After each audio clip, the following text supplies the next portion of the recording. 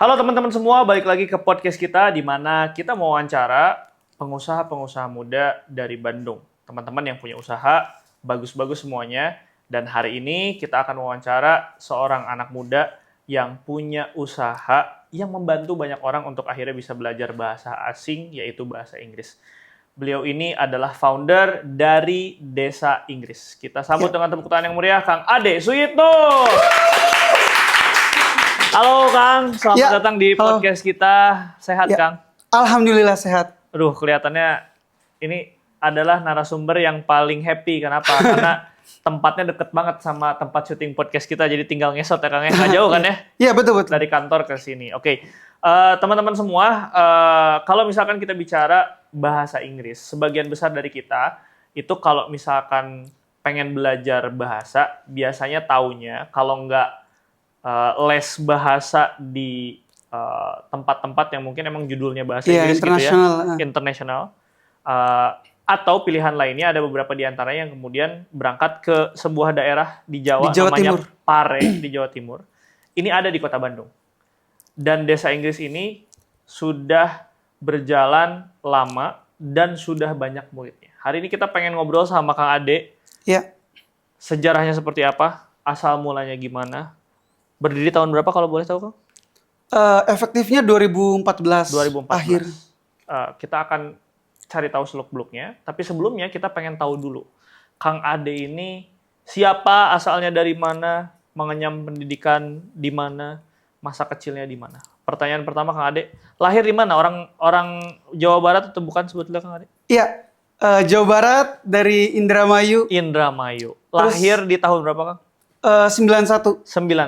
Besar di Indramayu atau besar di mana? Iya, kecil sampai SMA di Indramayu. Oke. Terus S1 di UPI, kemudian dapat beasiswa ngambil master bisnis di ITB. Bersamaan dengan master bisnis di ITB, dapat aktivitas internasional ke London dan ke Cambridge.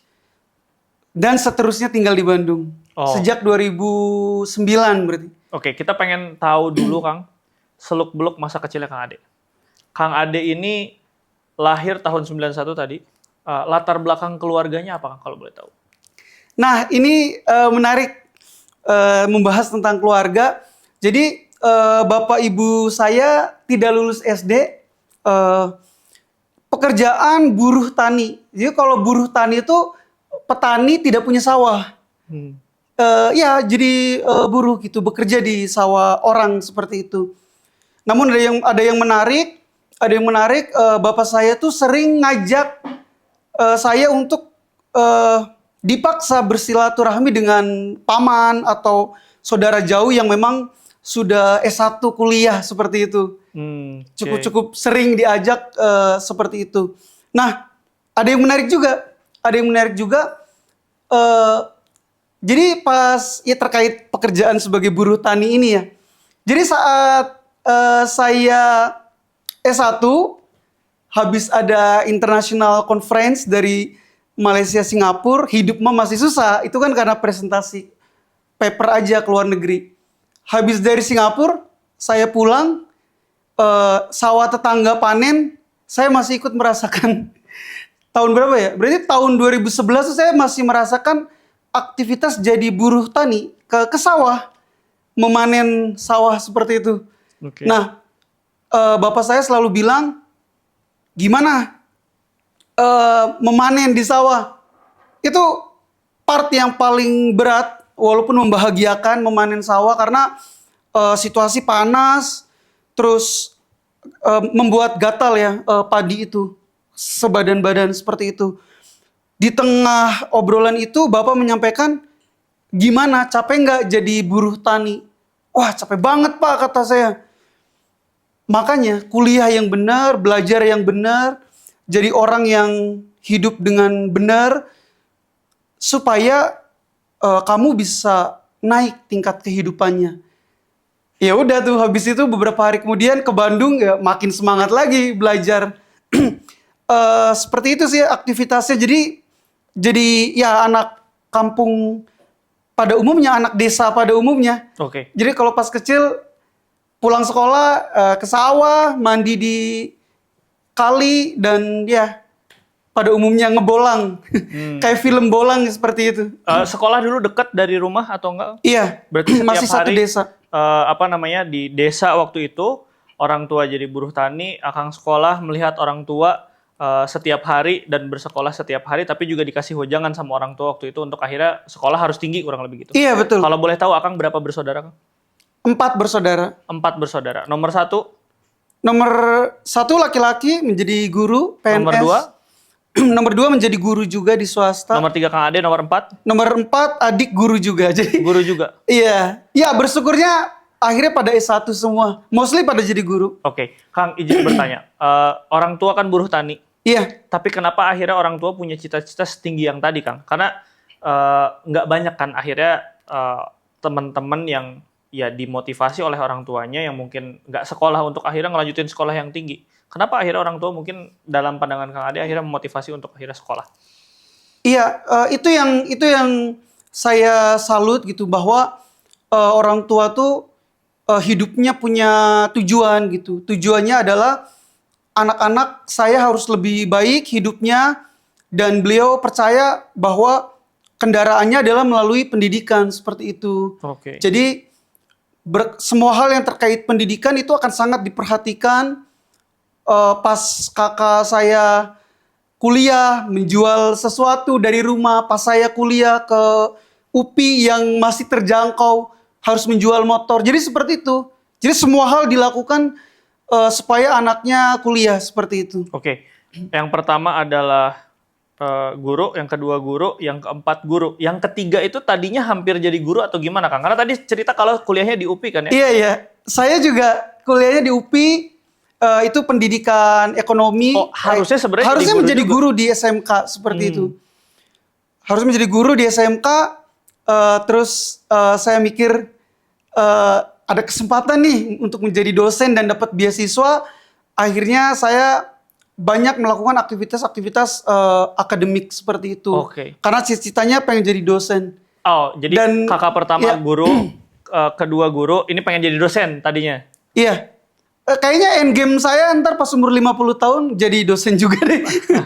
Jadi cita-citanya dulu jadi dosen lah kurang Iya, lebih iya, seperti kurang itu. lebih yang paling lama dipikirkan jadi dosen. Kalau boleh tahu, sebagai anak yang berasal dari desa, kalau SMP dan SMA di Indramayu masih di desa itu juga atau enggak? Iya, di kecamatan yang Di sama. kecamatan itu. Kenapa akhirnya memutuskan dulu ya, kita track back dulu, ngambil pendidikan dan di ekonomi? Iya. Itu pertanyaan menarik, Kang. Tapi pertanyaan yang lebih mendalam dan emosional itu adalah, dan ini menurut saya, hal ini tuh yang banyak ngedrive berbagai hal yang saya lakukan. Malah tuh hal unik ini. Hal uniknya tuh adalah, jadi saya harus jujur bahwa saya nggak terlalu concern ke jurusan apa atau kampus apa sebenarnya. Dulu itu? Yang saya harus itu adalah merasakan tinggal di Bandung. Oke. Jadi saya udah dari kelas 6 SD sudah terobsesi sama Bandung, film Bandung, band-band dari Bandung, gaya hidup Bandung, fashion. Kan nyampe ke Indramayu juga kan, fashion-fashion, Pro Shop, Black ID. Ya aku juga ngeband juga, terinspirasi juga. Zamannya Peter Pan, apa ST12 gitu. Jadi berbagai hal tuh Bandung semua gitu. Sejak kelas 6 SD. Kenapa Film-film semua terkait Bandung pasti aku Jadi dari nonton. dulu lebih kepengen ke Bandungnya gitu ya? Betul. Karena aku yakin Bandung sebagai kota kreatif, kota anak muda, bisa jadi aku bisa dapat banyak hal yang di luar dari kuliah. Dan itu terbukti kan. Akhirnya aku kuliahnya harusnya menjadi guru, akhirnya bisa membangun bisnis gitu. Saya yakin itu faktor terbesarnya karena saya ada dalam ekosistem kota Bandung seperti itu. Perasaannya gimana waktu pertama kali akhirnya dari Indramayu berangkat ke Bandung tuh perasaannya gimana Kang pertama kali? Ya sangat takjub bahwa di sini benar-benar semua ekosistem tuh ada. Terserah mau ekosistem menjadi dosen, menjadi guru, menjadi wirausaha, ekosistemnya ada semua. Ada beberapa teman-teman saya yang beberapa usahanya akhirnya miliaran, mungkin menuju belasan miliar, gara-gara dia jadi mediator konveksi. Dia komunikasi dengan berbagai angkatan, ayo bikin jaket, bikin jaket. Dia tidak punya konveksi, dia tinggal main ke Cicadas misalnya untuk ketemu konveksi sesungguhnya. Itu kan ekosistem. Akhirnya dia punya pabrik juga sekarang. Ada teman saya yang ya dari UPI juga gitu ya. Itu punya usaha hijab yang besar juga. Awalnya dia tidak punya pabrik hijab, tapi dia langsung ngambil kan dari pasar baru dijual ke anak-anak UPI yang dari perantauan. Seperti itu.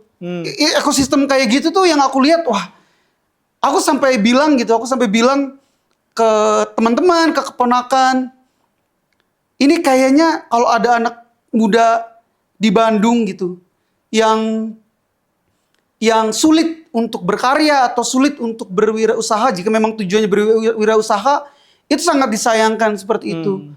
Karena ekosistemnya tuh udah ada gitu. Entah kita menjadi dropshipper dulu, entah kita menjadi reseller, entah kita menjadi agen, menjadi makelar. Temen kamar saya yang akhirnya sekarang ia jadi direktur marketing juga di desa Inggris, dia tuh di zaman Kaskus ini ngejualin alat-alat elektronik ke luar pulau, jualannya di Kaskus, dia tinggal ngambil dari BC Untuk dikirim. betul, untuk dikirim ke seluruh Indonesia. Jadi aku menyaksikan itu. Sebelum aku itu saya masih belum tertarik berwirausaha ya, walaupun udah melihat banyak teman-teman yang mulai sukses di usia muda berwirausaha. Saya belum goyah tuh, masih tetap pengen jadi dosen. Seperti apa kehidupan Akang waktu kuliah dulu? Apakah kehidupan yang menyenangkan sebagai orang yang belajar di UPI, atau sebetulnya adalah hidup yang cukup berat untuk ngelaluinnya, Kang dulu? Iya, tadi teman-teman dengan background dari keluarga yang ya harus saya bilang keluarga ekonomi bawah seperti itu cukup berat karena per bulan uang bulanan yang saya terima di 2010 itu di sekitaran 250.000. Kalau orang tua ada rezeki lebih di 300.000. Itu pasaran teman-teman saya di UPI itu di 700 sampai 800.000 sebulan di waktu itu. Itu untuk semua hal. Pasarannya 800.000, saya menerima kurang lebih 250.000 per bulan untuk semua hal, untuk makan, untuk jajan, belum lagi kadang sama kakak tingkat himpunan dipaksa seminar wajib kan, wah itu uang berkurang banget, dan banyak kegiatan lainnya yang dipaksa kan saat S1 kan. Itu tekanannya luar biasa, dan saya tidak membawa laptop dan tidak punya laptop sampai semester 5. Sebelum semester 5 berarti akan ngerjain tugas dan lain sebagainya? Sebelumnya kalau mengerjakan tugas, sesekali pinjem ke komputer temen. Seringnya saya mengerjakan tugas sewa warnet. Jadi di 2010 tuh ngetren banget warnet seperti itu. Ngetren warnet, saya ngambil paket malam sekitar 8.000 itu dapat 6 jam. Malam sampai pagi gitu? Iya, kayak jam 10 sampai jam 5 pagi seperti itu. Wah, itu gimana cara ngatur waktu hidupnya berarti kamu waktu itu? Iya, itu saya lakukan paling kayak seminggu 2 kali sih. Jadi berbagai tugas, berbagai apa tuh harus selesai dalam 2 malam tersebut.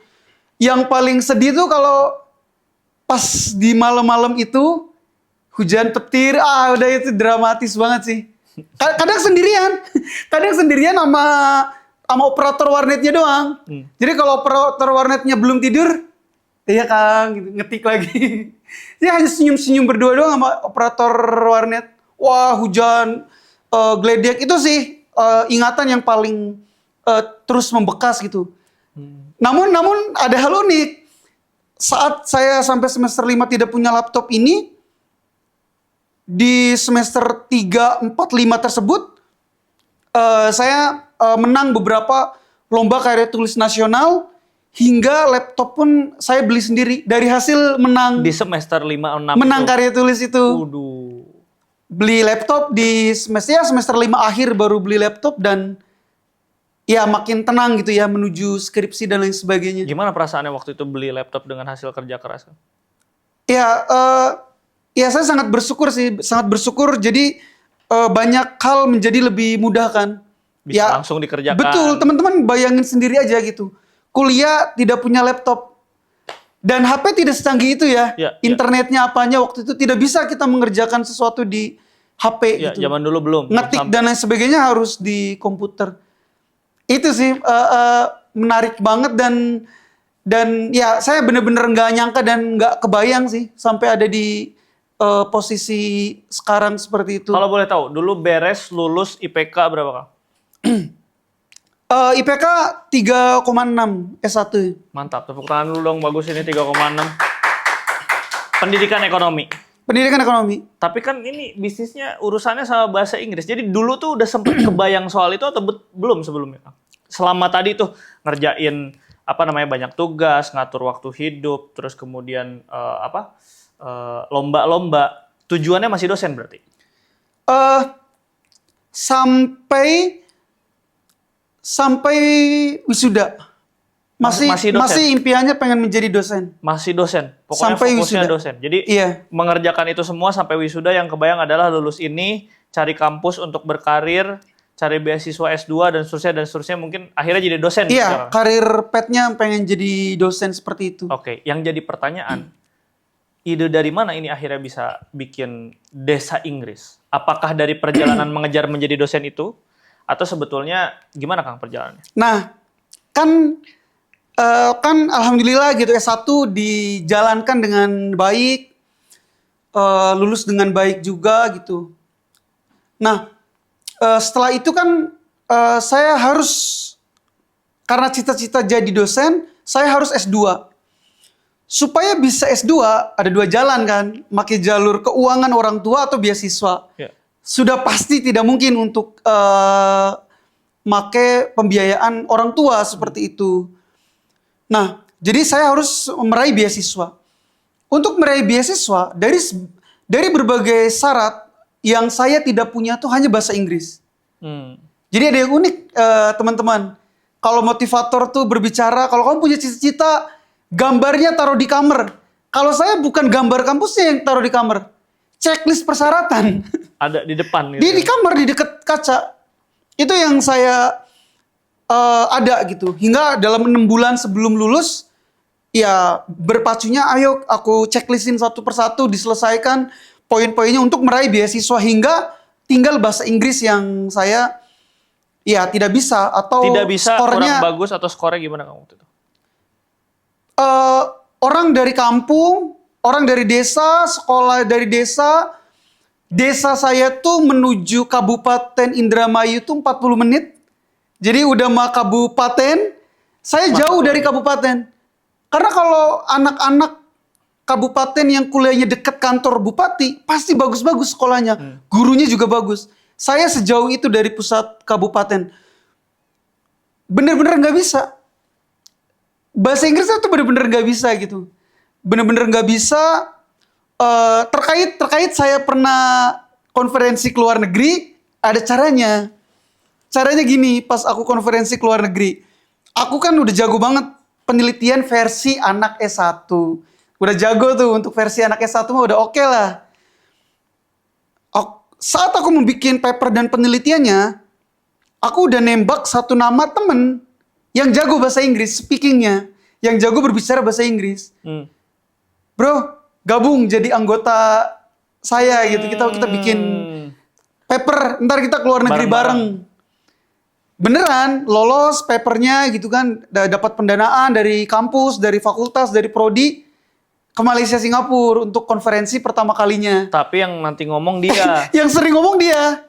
Paling aku juga presentasi, tetapi harus yang udah terskrip dan udah aku persiapkan sebulan sebelumnya kan. Bro, kamu bagian ini pembahasan yang agak sulit, walaupun kan otak bahasa Indonesianya dari saya. Aku pendahuluan aja ya. Ini aku harus ngapalin nih. Jadi ikut ke konferensi itu saya hafalin skripnya. Terus sebaliknya, pas sesi tanya jawab, si rekan ini nggak tahu isinya kan. Ya dia ngomong, gimana jawabannya? Oke, bro di halaman 6 gitu. Jawabannya gitu.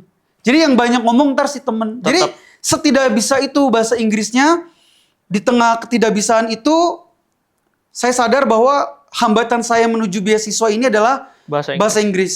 Akhirnya waktu itu Akhirnya belajar saya ke Jawa Timur ini, ke Pare. Ke Pare, Pare, Kang.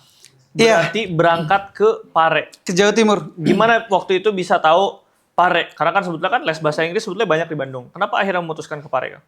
Iya, waktu itu perhitungannya keuangan yang dimiliki dan model belajar yang asrama tuh kan istilahnya model belajarnya ngebut ya. Seperti itu. Jadi model belajar itu ngebut setiap hari belajarnya. Mau nggak mau di Mau Pare. nggak mau dipaksa harus cepet kan. Dan itu cocok nih dengan keuangan saya dan waktu yang terbatas. Akhirnya saya ke Pare untuk belajar TOEFL seperti itu.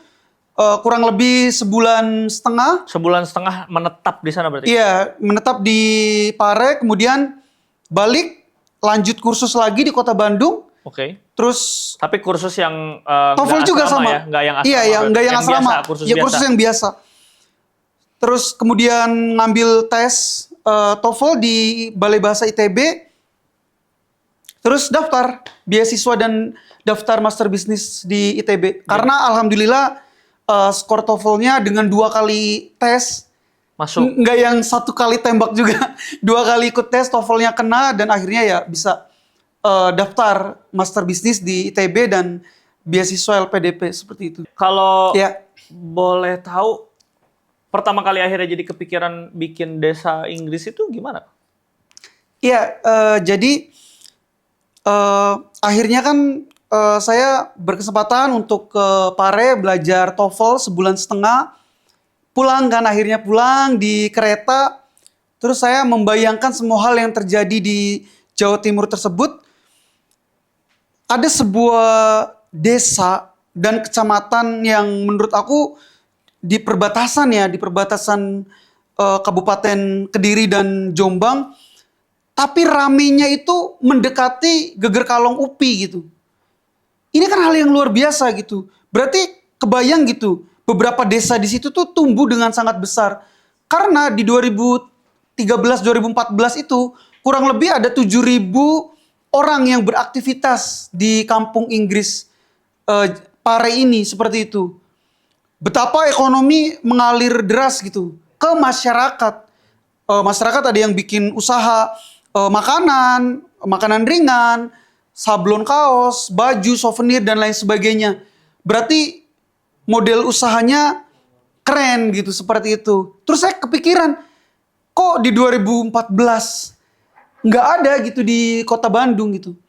Kenapa kota Bandung sebagai kota pendidikan dan kota wisata yang skala nasional tidak ada model usaha kampung Inggris atau desa Inggris ini yang dengan sistem asrama ya.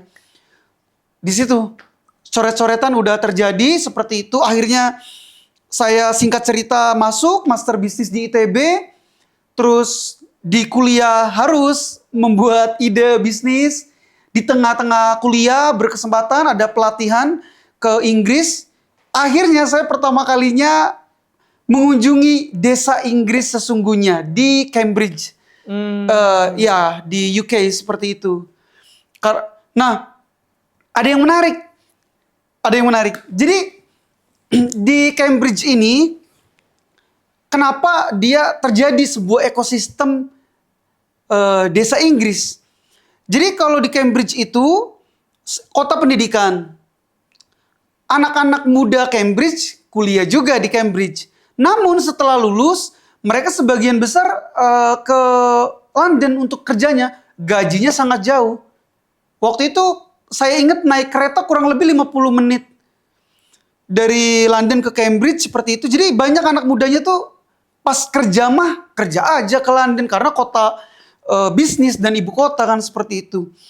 Nah, akhirnya banyak rumah warga di Cambridge itu kamar-kamarnya kosong. Hanya berisi... kamar-kamarnya kosong, hanya berisi bapak dan ibunya aja, orang tua di rumah. Kamar-kamar kosong inilah digunakan untuk menjadi aktivitas homestay untuk orang-orang summer camp. Kalau udah lewat summer camp, undergraduate preparation.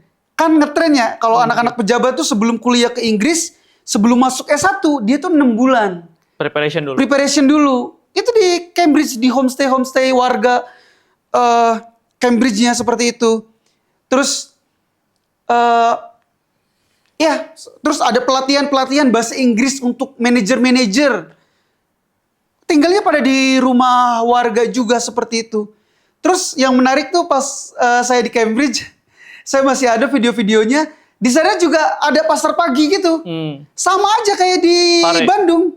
Oh, di Iya, sama kayak di Kota Bandung, ada pasar pagi gitu. Ada bedanya. Kalau di Indonesia pasar pagi tuh lantainya rumput, di sana pasar pagi batu-batu klasik, lapangan. Lapangan tempat pasar paginya gitu. Ya, isi sayuran, buah. Bahkan buah, saya sangat suka anggur. Lebih murah anggur di sana Dibanding daripada di sini, seperti itu. Ini serius. Seperti itu. Jadi wah, saya puas-puasin banget makan anggur seperti itu, buah, apel dan lain sebagainya. Oke. Nah, di sana saya menyaksikan bahwa ini desa Inggris juga gitu modelnya, tapi di komplek-komplek. Ya, satu komplek rumah. Jadi kalau ada saya punya klien juga di desa Inggris Bandung yang SMP-nya tuh pernah summer camp ke Cambridge langsung sebelum bertemu dengan kami. Kayak gitu. Jadi misal ada 50 orang nih dari sekolah tersebut ke Cambridge. Ke satu komplek tinggalnya itu. Di rumah A 3 kamar, di rumah B 2 kamar. Hingga 50 orang tuh di satu klaster gitu. Seperti itu sih. Mereka tinggal di situ. Wah, ini makin yakin gitu. Wah, bahwa ini bisnis yang menarik nih. Ada yang udah jalan pionirnya di Jawa Timur. Aku menyaksikan juga versi Inggris. Hingga saya mantap untuk oke, kita mulai skala kecil-kecilan dulu di Geger Kalong. Untuk kurikulum dan lain sebagainya kita langsung merujuk ke Cambridge. Berarti itu waktu pulang di pesawat nyatet juga tuh nih kayaknya. Terus saya punya buku catatan. Ya, di buku catatan itu terus ditulis Loh, berbagai ide-ide. statusnya saat itu sudah S2 atau belum? Sedang Sedang S2. semester 1, lagi jeda semester 1 kalau nggak salah. Yang tadinya memang kepikirannya mungkin masih jadi dosen waktu itu, tapi akhirnya jadi switch. Iya betul. Pulang ke Bandung, masih di Gerlong berarti waktu itu tinggalnya? Tinggal terus masih di Gerlong seperti itu dan akhirnya kita mulai. Nah, teman-teman di sini bisa melihat di YouTube kami, walaupun alhamdulillah kami saat ini saat peak season bisa mengelola hampir 1.000 siswa dalam 1 bulan. Dulunya kita memulai dari sewa satu saung gazebo gitu. Di Geger Kalong. Di Geger Kalong. Ada videonya di YouTube dekat kosan. kami. Nanti kita bisa tampilin aja kali ya, nih gambarannya kurang lebih Ada. seperti itu. Di Geger Kalong dekat kosan berarti waktu itu. Iya, dekat kosan, betul seperti itu. Kan ide dasarnya mau bikin kayak Pare sama kayak Cambridge. Iya, kita MVP dulu. Bagaimana akhirnya waktu itu nyewa saung mengkomunikasikan ke orang-orang ini mau jadi tempat les bahasa Inggris? Iya, di situ tantangan terbesarnya. Di situ tantangan terbesarnya uniknya bisnis jasa itu, apalagi bisnis pendidikan, itu bisnis yang membutuhkan reputasi dan sebelum orang transaksi itu orang harus mikir panjang. Beda kayak kita bikin usaha makanan, gerobakan, yang penting kita ada buka di pasar, ada orang ngeliat 3 detik langsung beli kan. Usaha jasa harus sabar, membangun reputasi dan lain sebagainya. Di situ tantangan terbesarnya. Kita bangun brand, bangun marketing, membangun penjualan seperti itu. Hal yang saya lakukan adalah banyakin kasih free trial ke mahasiswa-mahasiswa, ke himpunan-himpunan mahasiswa. Pertama kali bikin ada penolakan nggak dari warga di Saung? Warga sih sangat menyambut. Karena ada beberapa warung juga di dekat situ. Di desa itu jadi rame. Kebetulan UPI agak belakang gitu. Berapa banyak Geger Arum. siswa pertama kali? Awal-awal sebulan kayaknya hanya 12 per bulan. 12 yang bayar apa 12 yang free trial? Itu berbayar. Berbayar. Kalau free trial kita 2 minggu sekali sama mahasiswa-mahasiswa, sama himpunan mahasiswa, ya bisa 50 orang free. Kegiatannya di kampus 1 hari kayak gitu. Oke, jadi waktu itu masih 12 orang. Yang berbayar, betul. Yang ngajar siapa? Yang ngajar teman-teman pendidikan bahasa Inggris UPI yang saya tahu ya dia mahasiswa berprestasi gitu. Oke. Yang dia udah bagus bahasa Inggrisnya. Jadi profesional aja dia yang ngajar. Oke. Kalau untuk saya fokus jadi CEO, everything officer. Ngerjain semua. Maksudnya everything officer tuh adalah nyapu sendiri, ngepel sendiri, motokopi, marketing. Kalau lagi free trial jadi pemateri juga di kampus-kampus. Semuanya sendiri. Ada sih satu tim marketing. Beliau fokus ngebangun di online ya. Oke. Aku untuk marketing offline-nya. Kalau boleh tahu dulu, teman-teman mahasiswa mengakses les ini berarti ya, bayar berapa, Kang? Pertama-tama yang siswanya 12 itu 100.000 sebulan. 100.000 sebulan. Itu dibagi berarti ya, dibagi ke yang ngajar, Iya. dibagi ke yang nyapu, dibagi ke yang masak kopi gitu ya, Kang ya. Jadi masih sangat murah dan terjangkau berarti waktu itu. Betul. Seperti itu. Oke. Kan kalau kita bicara, anggaplah contoh paling dekatnya di Indonesia itu Pare ya, Kang ya. Iya. Pare itu kan di lokasinya diajar bahasa Inggris, tapi di sekelilingnya juga semua orang juga sudah dalam tanda kutip terlatih dalam berbahasa Iya. Inggris. Kalau dulu waktu memulai gimana, Kang? Waktu mulai ya kita fokus di area kita dulu aja sih. Oke, di saungnya. Iya, di saung kebetulan sewa saungnya tuh ya ada sedikit halaman. Oke, di halaman itu ada yang jualan atau apa dikondisikan sama Kang atau gimana waktu itu? Kebetulan ada warungnya tuh di gerbang, iya di samping kiri kanan aja. Oke, udah pakai bahasa Inggris atau sebelumnya masih Enggak. pakai bahasa Indonesia? Oh, jadi maksudnya Iya, fokus di lingkaran kita aja dulu. pengajarannya teman-teman aja dulu. Iya. Oke. Itu fase-fase paling berat. Kenapa berat, Kang? Iya, jadi tadi kan siswa hanya bayar 100.000 dan jumlah siswanya hanya ada 12. Alhamdulillah akhirnya terus meningkat. Secara umum di tahun pertama itu gaji saya sebagai ya udah lulus S1 dan lagi S2 bisnis juga. Itu kayaknya 6 bulan pertama tuh hanya 500.000 per bulan. Padahal lagi S2 master bisnis. Terus bulan ke-7 dan menuju yang hingga 1 tahun pertama itu baru kayaknya 1 juta per bulan. Dan itu hal yang cukup mengagetkan Kang ya bagi banyak teman-teman saya. Karena beberapa teman-teman saya kan akhirnya pada fokusnya kerja di perbankan seperti itu. Bahkan aku pun udah mengambil beberapa sertifikasi terkait perbankan syariah. Nah, ya teman-teman dekat yang kenal sih, kok ya bikin nekat gitu, bikin kayak gituan seperti itu. Bahkan ada yang lebih ekstrim sih Kang. Yang lebih ekstrim adalah ibu saya tuh sebenarnya tidak meridoi untuk saya bikin bisnis. Karena Ya beliau sebagai orang yang miskin di kampung, di desa itu kan kepikirannya anak aku entah S1 entah S2 ya PNS aja gitu. oke, kerja di tempat yang Pikirannya tuh settle. PNS yang beliau tahu gitu kan, yang beliau tahu. Ada yang unik gitu. Jadi ibu tuh kalau jam 3 pagi gitu kalau sholat malam tuh doanya tuh lirih tapi kayak masih kedenger gitu.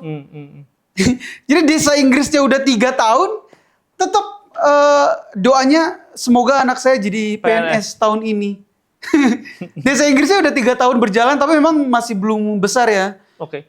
Masih belum besar seperti itu. Waktu itu di awal misinya adalah menjadikan apa namanya di Bandung seperti ada lokasi seperti layaknya di Pare. Iya. Ada hal-hal yang kemudian sama Akang jadi pondasi nggak? Misalkan apa namanya kita sempat research ya, tagline-nya adalah ya bahasa Inggris yang memang akhirnya murah dan bisa diakses sama semua kalangan. Iya. Ini memang Kang Ade ngeset itu dari awal begitu. Kan awalnya 100.000 ya, saya nggak tahu sekarang Iya. berapa. Tapi memang Kang Ade ngesetnya ini adalah sebuah tempat di mana semua orang bisa belajar bahasa Inggris dengan harga terjangkau gitu, Kang. Iya, akhirnya terjadi fakta-fakta di lapangan. Fakta-fakta di lapangannya itu adalah saat kita mencoba memulai untuk harga murah dan supaya teman-teman kurang mampu tuh bisa mengakses, ternyata malah bikin orang-orang ekonomi menengah tuh tidak percaya dengan terlalu murah tersebut. Oke. Akhirnya muncul sebuah dilema, sedangkan pas kita riset, orang-orang ya lebih percaya untuk kita tuh harganya mendekati umum. Umum tuh 500.000 sebulan. Akhirnya di waktu yang dilema tersebut, kita naikkan harganya di 400.000 seperti itu. Malah nambah rame. Oke. Ya tentunya aktivitas marketingnya online dan tatap muka makin masif waktu itu.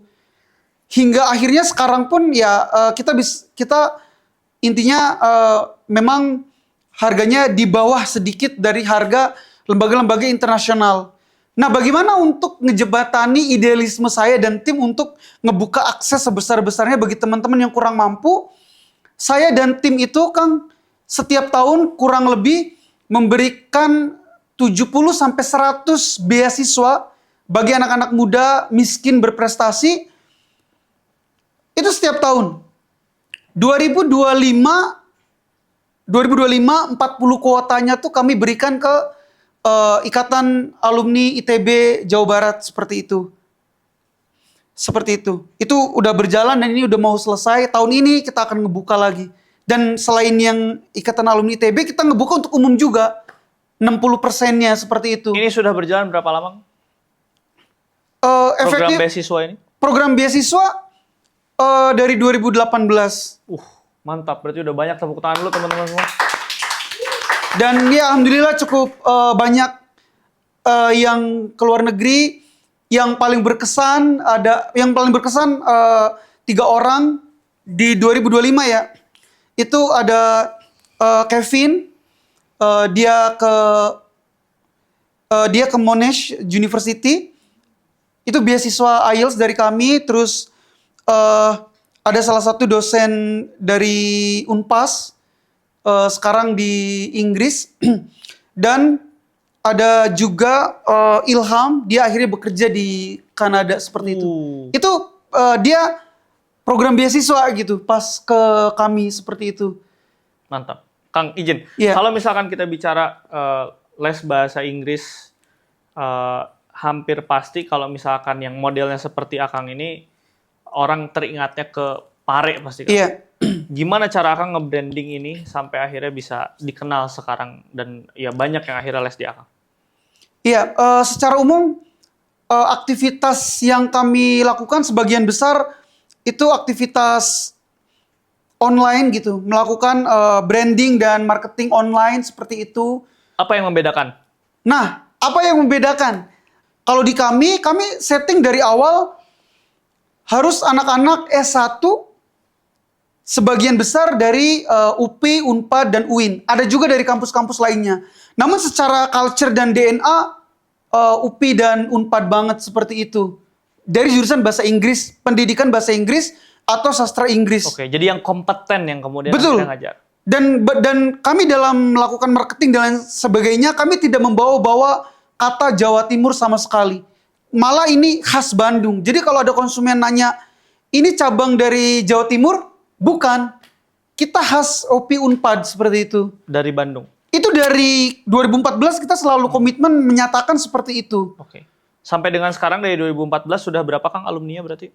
2025 Desember kami menghitung itu di 40.500. Wow. 2024 itu sekitar 6.000-an, 2025 itu 6.000-an juga per tahun. Per tahun. Ini yang tatap muka ya, yang 6.000 per tahun tadi. Oke, pertanyaannya Kang, di antara sekian banyak siswa yang pernah akhirnya belajar di tempat Iya. Kang, ada nggak yang akhirnya benar-benar diingat bahwa ya ternyata apa yang Akang bikin ini adalah sesuatu yang merubah jalan hidup mereka. Seperti yang tadi mungkin ya, ada lagi nggak cerita-cerita yang Akang ingat?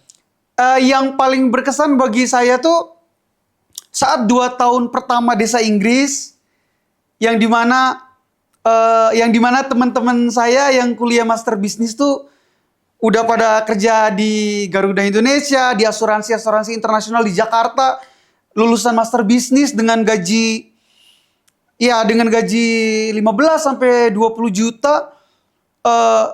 Saya di tahun kedua menuju tahun ketiga masih di Desa Inggris, dan Desa Inggris hanya bisa menggaji saya waktu itu naik dikit lah di 2 jutaan per bulan seperti itu. Di situ timbul untuk kayaknya kita tutup aja gitu. Kayak usahanya kita tutup aja gitu karena aku tahun depan target mau nikah, masa 2 juta sebulan gitu kehidupannya. Ada gejolak itu di tahun ketiga. Nah, di bersamaan dengan itu saya dapat kabar. Saya ingat banget gitu, nama muridnya Laras desain produk ITB dan Mahardika dari Unpad. 2 siswa ini kursus dan aku membuat program tambahan gitu untuk ada sesi persiapan beasiswa. Mereka kursus speaking, aku latih langsung. Mereka persiapan beasiswa di menuju tahun ketiga pertengahan, tapi 2 siswa ini tuh lolos. Itu 2 siswa pertama yang bisa kuliah ke Inggris dua-duanya. Mahardika yang dari Unpad itu di UCL, College London. Terus yang Larasnya di Imperial College. Nah, 2 nama siswa itulah yang membuat aku kayak ini bisa jadi besar deh ke depannya. Ini make saung dengan modal 10 juta. Masih di saung? Masih di saung. Sampai 3 tahun di saung. Di saung modal 10 juta bisa ngeberangkatin 2 orang dapat beasiswa. Dua-duanya di London seperti itu. Wah, gokil ini. Kayak bisa jadi besar deh ke depannya. Uang mah nggak ada. Uang di tangan mah nggak ada. Nggak ada. Tapi secara visi tercapai kan. Gas lanjut. Marketing? Iya, terus aja fokus. Oke. Bahkan banyak yang nanya sih kayak, terus lo apa aja aktivitasnya ya teman-teman alumni, teman-teman S1, teman-teman S2. Enggak, aku ini aja kataku. Sampai sekarang fokus. Fokus desa Inggris aja seperti itu. Tidak nyabang apapun. Itu mungkin menurut saya sih salah satu poin pentingnya. Fokus. Dari awalnya di Gerlong dan sekarang sudah pindah berarti ya Kang? Iya, sekarang ada 2 di Jalan Titiran. Di Jalan Titiran dekat gedung Telkom Indonesia Gazebo. Sama di Jatinangor. Nah, yang menarik di Jatinangor inilah, alhamdulillah kita udah bisa mengakuisisi perusahaan, bisa mengakuisisi lahan dan bangunan. Ya, the real desa Inggris di situ ada kosan, ada kelas, ada kantin, lapangan basket, lapangan voli di kaki gunung-gunung gelis di Jatinangor. Tadi malam kita layar tancap 100 orang nonton film. Malam ini kita pakai layar tancap besar gitu untuk nonton timnas ya malam ini. Terus kita bikin tribun-tribunan karena memang berundak tanahnya dekat gunung. Kita bikin tribun yang bisa bisa diisi 100 orang, tribun pakai tanah di semen gitu.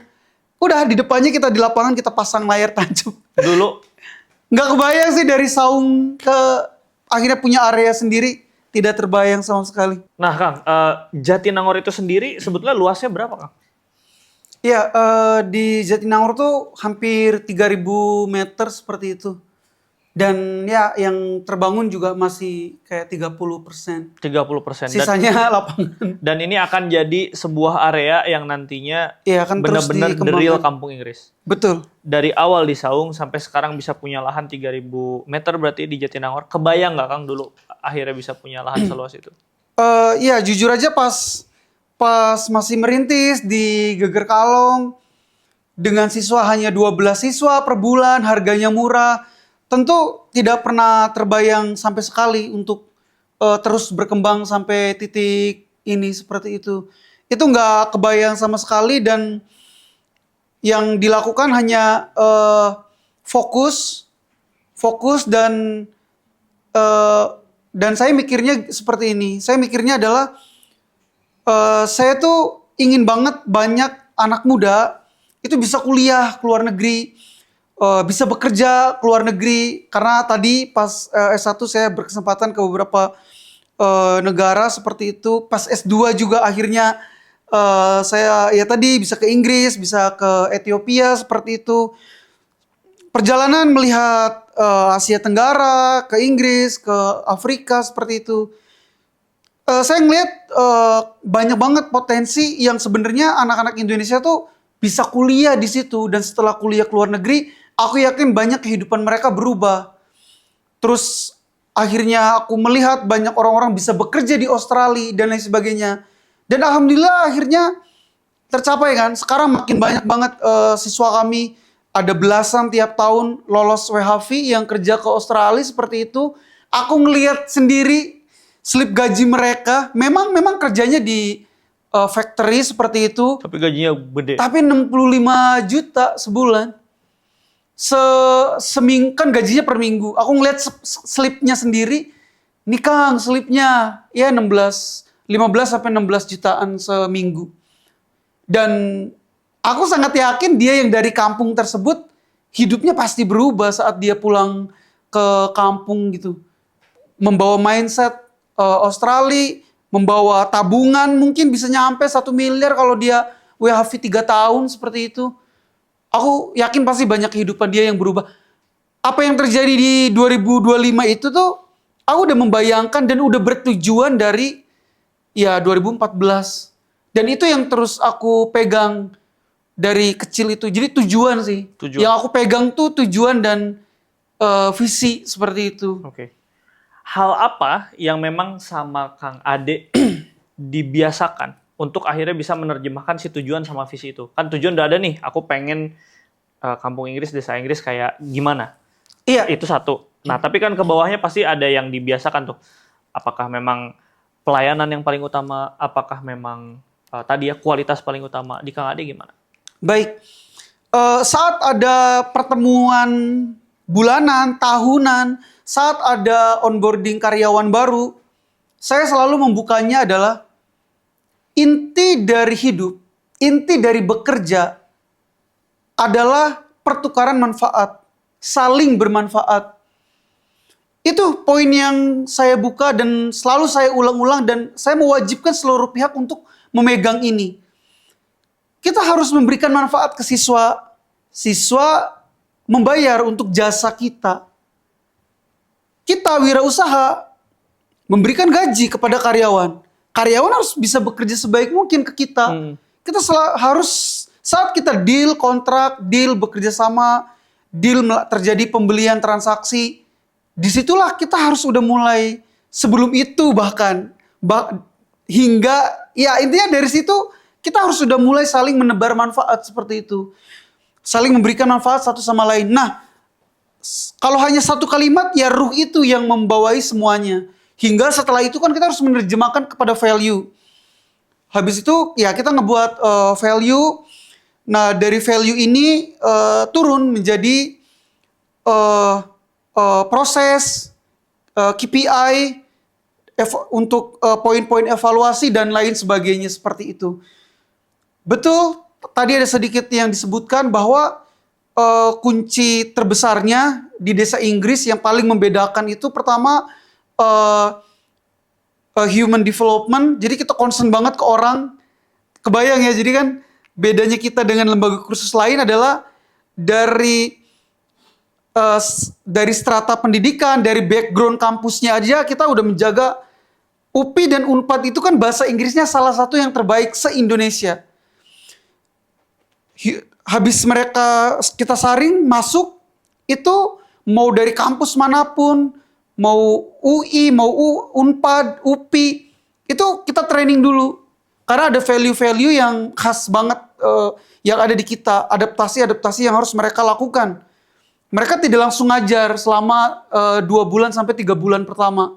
Itu kita fokus, kita latih. People development, kemudian standar, kita jaga kualitas dan standar ini tinggi banget. Usaha jasa, branding, itu semuanya tentang reputasi. Reputasi harus terjaga, kualitas harus terjaga, standarnya yang kita lakukan. KPI itu bukan puncak bagi kami. Yang paling penting dari KPI itu adalah control management system. Ujungnya memastikan bagaimana siswa itu merasakan manfaat, bagaimana siswa itu bahagia. Terakhir, experience.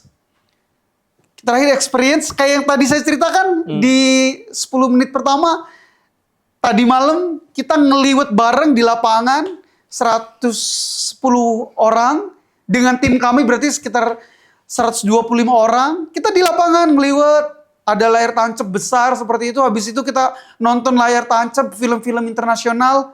Malam ini lanjut lagi nih, kita nonton timnas seperti itu. Aku yakin itu experience unik bagi anak-anak kota gitu ya. Nonton layar tancap di lapangan besar seperti itu. Kita buat tribun-tribun kekinian kayak di kafe-kafe seperti itu untuk ya ruang untuk mereka berinteraksi, makan bareng, nginep bareng, nonton bareng, ngegames bareng, olahraga bareng. Makanya tagline kami be better together. Seperti itu. Be better together karena kita pengen ayo kita lebih baik bareng-bareng. Dan terbukti di tahun 2025 belasan siswa kami bareng-bareng lolos WHV, bareng-bareng kerja ke Australia. Yang kuliah sama. Banyak ceritanya memang lagi Australia dan Inggris untuk saat ini. Jadi beberapa orang gitu. 3 orang, 4 orang, satu kota kerja. Ada 2 orang di Melbourne kuliah. Seperti itu. Itu alhamdulillah banget gitu. Kalau digambarkan Kang, ke depan itu pengennya punya berapa ribu siswa dan seperti apa desa Inggris ini? Iya. Jadi secara bertahap, kalau untuk 15 tahun ke depan, saya harapannya bisa mulai bergerak di 8.000 sampai 10.000 siswa per bulan seperti itu. Yang tergambar saat ini sih sistemnya kalau bisa yang tatap muka dan sistem asrama seperti itu. Kota Bandung dan Bandung Raya sangat bisa untuk hal ini seperti itu. Nah, untuk yang target terdekat sih itu kita ingin ningkatin di 300 sampai 500 kapasitas selama 2 tahun ke depan seperti itu.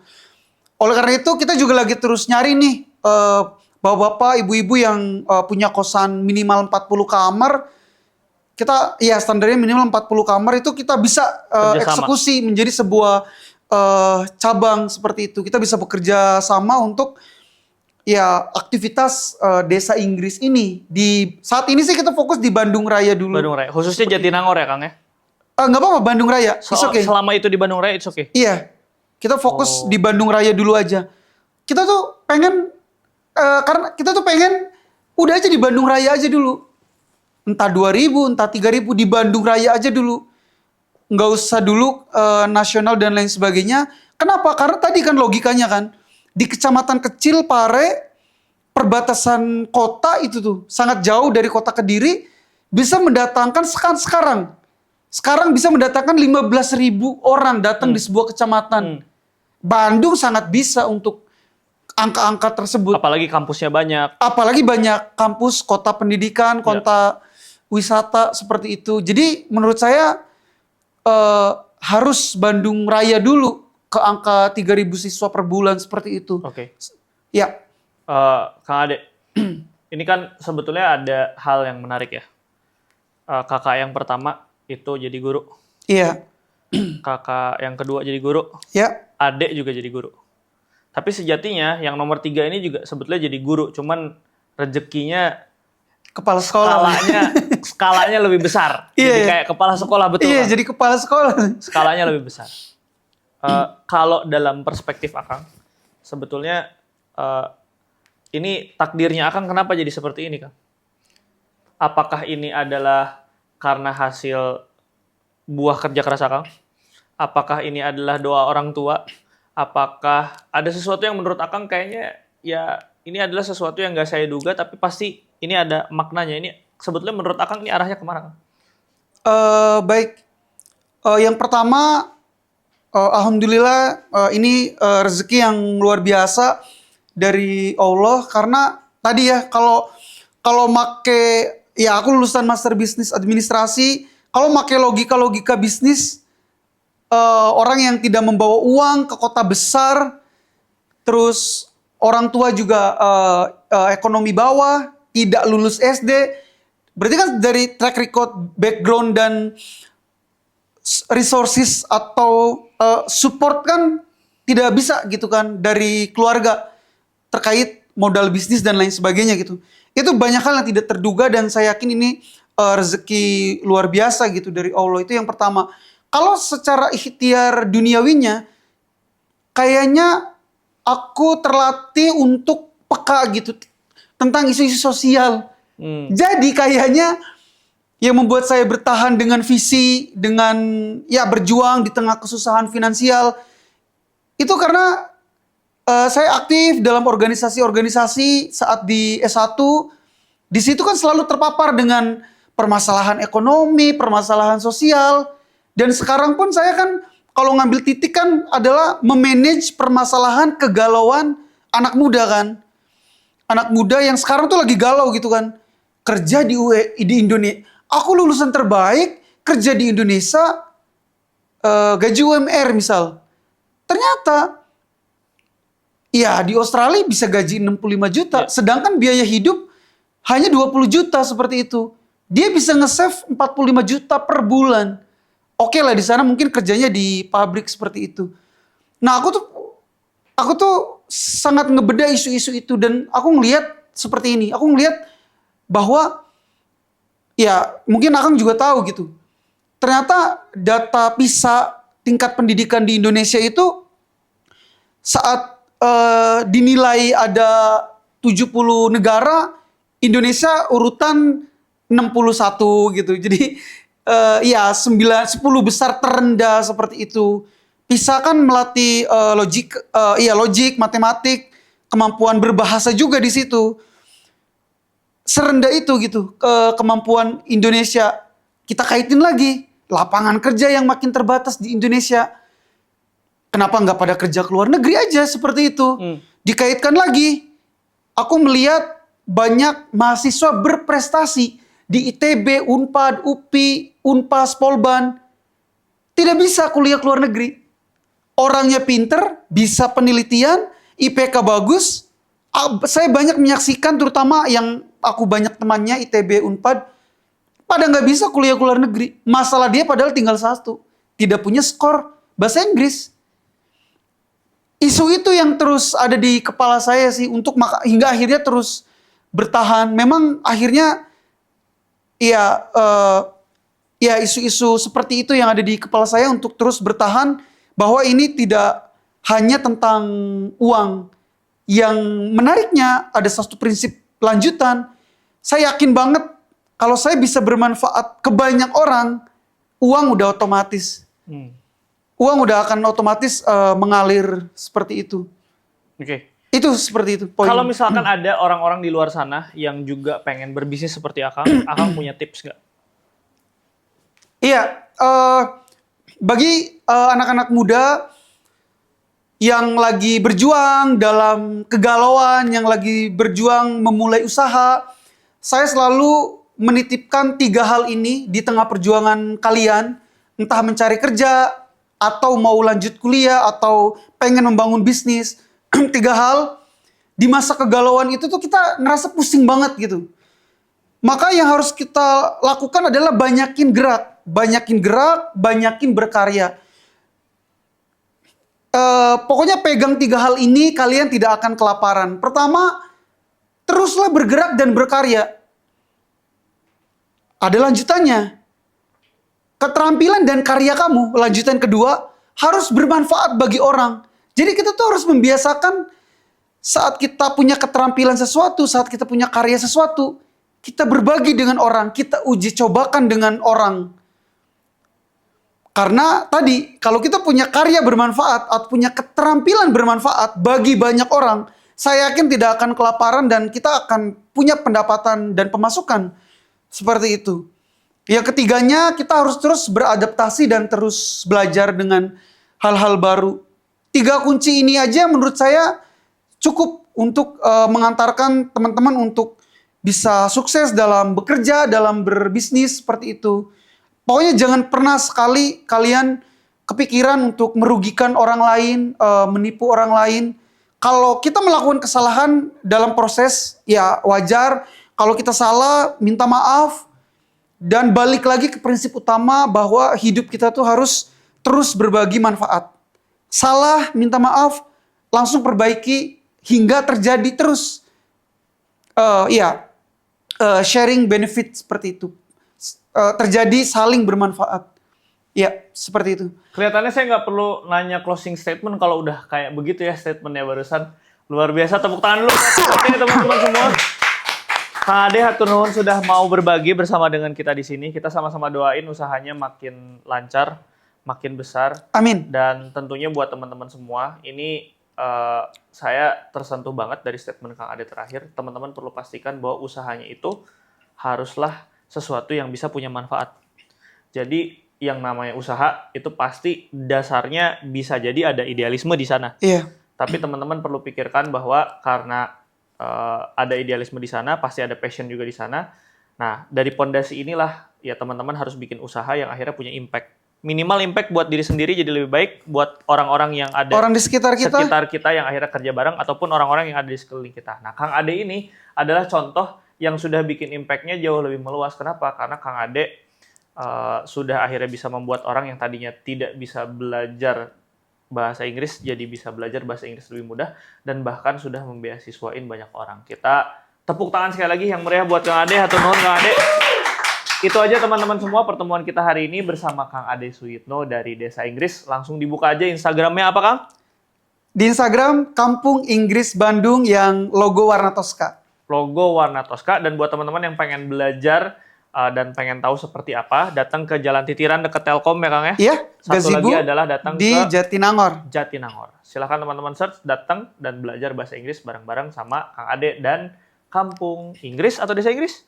Bisa dua-duanya. Bisa dua-duanya. Kampung Inggris Bandung, bisa Desa keluarnya Inggris yang itu Bandung. aja, Desa Inggris Bandung atau Kampung Inggris Bandung. Hatur nuhun. Assalamualaikum warahmatullahi wabarakatuh. Dadah.